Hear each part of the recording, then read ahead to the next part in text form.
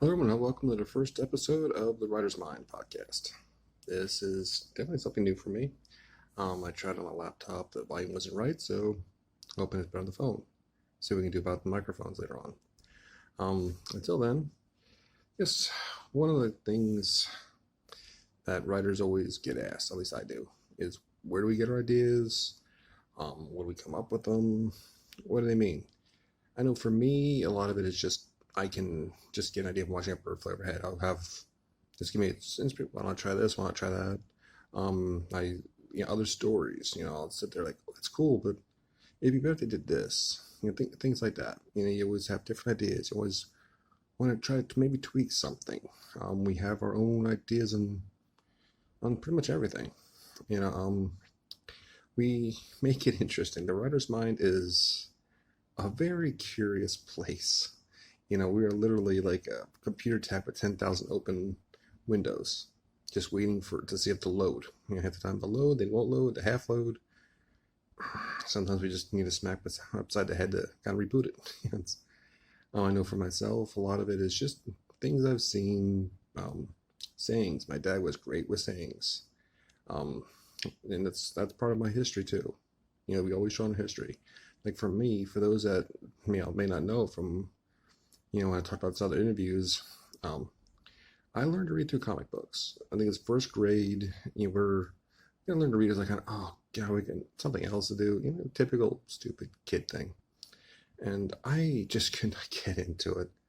It's in there. It's like the red dog walked up the hill, or you know the ball rolled here. Just that stuff. It just could not get my attention. I didn't care.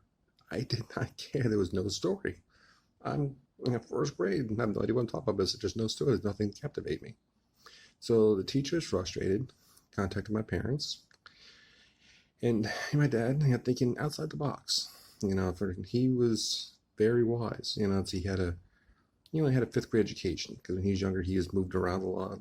He went through foster care, and so he never got an education it's like he wasn't book smart, but he's very wise and he was a woodsman. You could put him in the middle of the woods. He lived there perfectly happy and comfortable. But he had the idea that, to capture my imagination. So he went to, the Hamburg newsstand where they had some comics.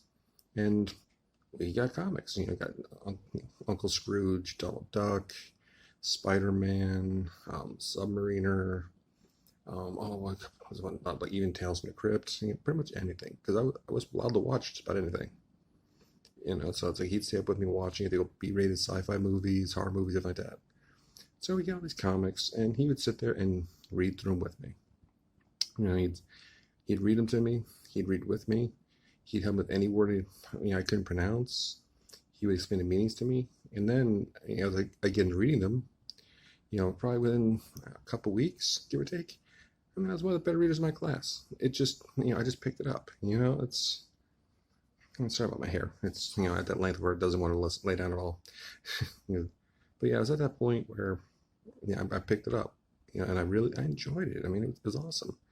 And to further help me with that, they got my parents got a tape recorder, and he would read Treasure Island, Robinson Crusoe, Mark Twain, and do it. He'd record himself reading it so I could listen back, and it was cool. It was neat. It's like he had a great voice, so that helped. But it get me interested. I would hear this. I'm like, well, I want to read this too. Then I would start reading it, and that started my love of the classics. And to this day, my favorite books are the classics like Treasure Island, Robinson Crusoe, anything Mark Twain. I just love those old classics. And it's things like that that stick with us. Little tidbits, like little sayings, little things we witnessed. Like, okay, well, someone say, Joe A did this. Susan, B responded with this. Okay, well, how can I change that? Or how can I use something similar? You get those little ideas like that, and we do an entire relationship just starting in that one. I mean, I'm a pantser. You have pantsers, and you have, the organizational ones. The ones that like the outline. I can't do an outline to save my life. And for me, it's like I take a person or a couple people, I put them in a situation, see what happens. For myself, I mean, everyone has a different process. Everyone has a different mentality with it. For me, I know how it's going to begin. I know how it's going to end, and I know I'm pretty much sure what the end of Clowns will be. It's just everything in between.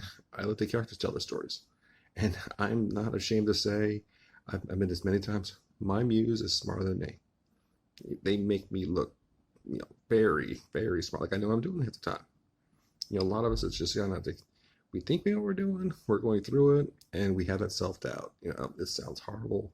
This is trash. And then somebody else is like, "Oh, this is great," or "I like this part." It's like, you do really? Okay. That's the thing.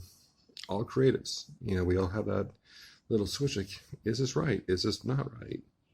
So, it's entertaining. It's a different experience, and it's one I'm looking forward to sharing with everybody. And like I said, it's go through different topics, different techniques, like I've discovered, I've used, I've argued for, I've argued against, different ideas. Like journaling.